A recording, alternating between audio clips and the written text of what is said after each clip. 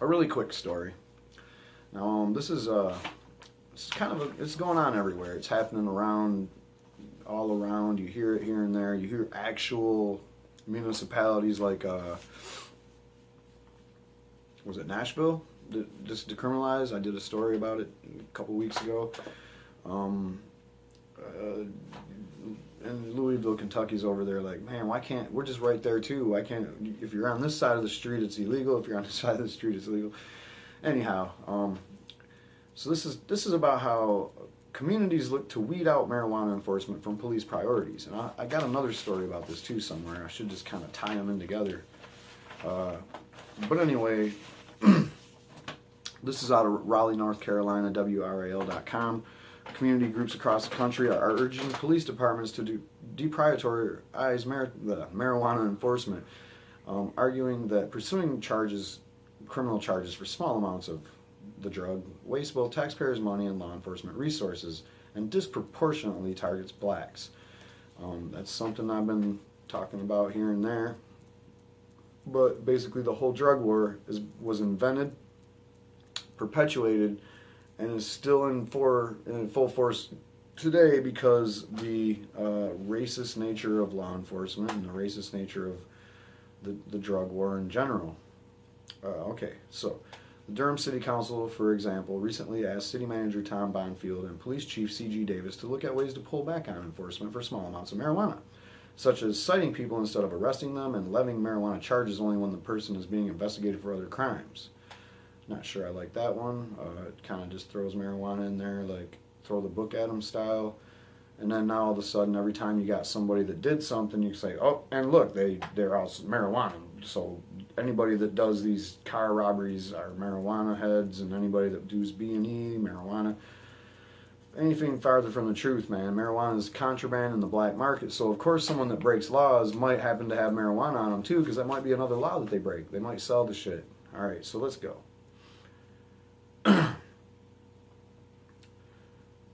They just started looking at issues and seeing if there was ways that they could implement some of these things. Quote, our officers have more important things to focus on. There are more genuine threats to public safety, said Mike Menno, a spokesman for the North Carolina chapter of the American Civil Liberties Union. In addition to using limited resources, Menno said, marijuana enforcement antagonizes communities, especially black neighborhoods. About 80% of the people charged with marijuana possession are black, while estimates of marijuana usage are evenly divided along racial lines. In fact, I would argue that probably more white people use per capita or whatever per thousand than blacks. It's just a fact, man. The aggressive enforcement of marijuana laws disproportionately targets people of color. Okay, let's rewind that. And even if that ain't a fact, even if it was like, okay, 10% of all white people use marijuana and 10% of all black people use marijuana. That's some lowballing, but that just makes it real easy to say that, wow, so many more millions of people smoke marijuana are white than are black just based on that. But I'm saying it's more like 25% of white people, if not more, use marijuana, and maybe 30% of black people. I'm sorry, maybe 20, all right? And that's outright use it every day. Not, oh, I've used it, I've tried it. If you want to go there, it's probably like almost every white person I've ever met's at least tried it. Black people, probably not even half. So, and I've met a lot of people. I'm pretty famous. Well, people know me, I've met people. That's about all I'm going to say about that. The aggressive enforcement of marijuana laws has definitely harmed the community and the community relations between the police and the community, and leaves many people who have been arrested with even a tiny amount of marijuana with a lifetime of consequences, Menno said. Horace McNeil knows that all too well. In March, he was riding the car that was stopped by police in Pinehurst. We were suspicious for driving into a town at 10:30 at night. Shouldn't be. There should never be a problem with someone driving anywhere, anytime at night, day, or any other place. They were suspicious because they were black. Let's just get right to it. And don't tell me that if I was a white person driving around in Pinehurst, North Carolina at night at 10:30 at night, that's not even late. If I was a white boy driving around in Pinehurst at 10:30 at night, there is no fucking way I would have got pulled over just because of that, you know. Police found a small amount of marijuana in the car. McNeil was arrested and convicted. Now he can't get a job, which said is frustrating, and it is. And that's why you gotta get this. These marijuana laws are just taking way too long to do real things. Like even in Colorado, it took them like 2 years to start letting people out of prison for marijuana crimes.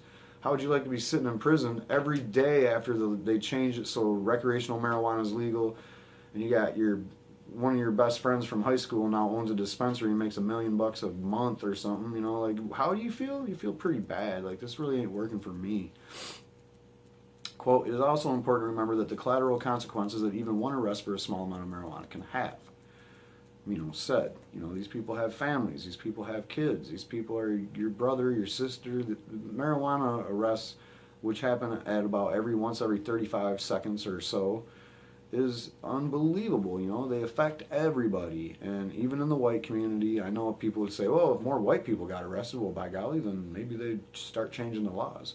That's somewhat true a little bit. That's why you see a lot of the laws changing. But the problem is it's still such a tool for law enforcement. Oh, ooh, man, we couldn't do this or that unless marijuana was still illegal. So it's a really good tool for us to be able to say somebody was high or this or that, and we're believing less of it every day, so whatever. Police Accountability Community Task Force, a community group in Raleigh, this summer asked the Raleigh Police to put a lower emphasis on marijuana enforcement to help improve community relations. Raleigh officials said that would require discussions with state lawmakers and Raleigh City Council and Wake County District Attorney Lauren Freeman. No, it don't. All it really takes is for you guys to just stop it. Just stop enforcing them laws, Just stop acting like when you find a little bag of weed, oh, I gotcha, It's like, no, you don't got me. Everybody's got a bag of weed and you ain't got shit because that ain't nothing. It's like a little dime bag. They're targeting a certain demographic, quote, Raleigh resident Tim James said. And that's not justice in my eyes. We hope they pay attention to what's happening in Durham. Mino said of Raleigh officials. That's the end of that one. Like, North Carolina, any good news would be great. Like, I don't see anything changing there, but that's one of the places where the grassroots, the people on the ground, the families of people that are getting arrested, the police officers that have to deal with arresting marijuana cases every time they find a little bag of weed and writing the tickets and booking the people in and booking them out and feeding them for a couple days, and we'll get into that in a different clip about, this is costing, upwards of $50,000 to $100,000 a year to house these inmates, and there's millions of them. Was that story? Just let me rewind that. Nope, that's not. All right, you gotta watch more clips that I make. So subscribe. I keep coming with them, and these marijuana stories just keep coming. It's like the year that keeps on giving.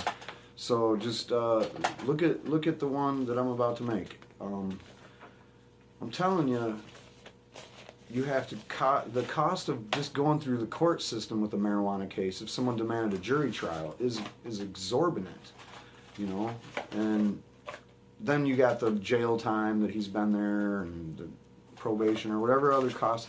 This is all cost to the state. Does anybody ever ask if we got the money for this? This crazy apparatus that puts people in jail for marijuana. How do we afford it? It's billions of dollars a year federally, and all combined local costs. We're talking hundreds of billions of dollars to house all these inmates on marijuana. When is it going to stop? When can we just be like, oh, pull the plug on arresting people? We can all figure out how to do laws in your own state and municipality. You can hammer them out however you want. But right now, we're just going to all agree not to arrest anybody for fucking marijuana.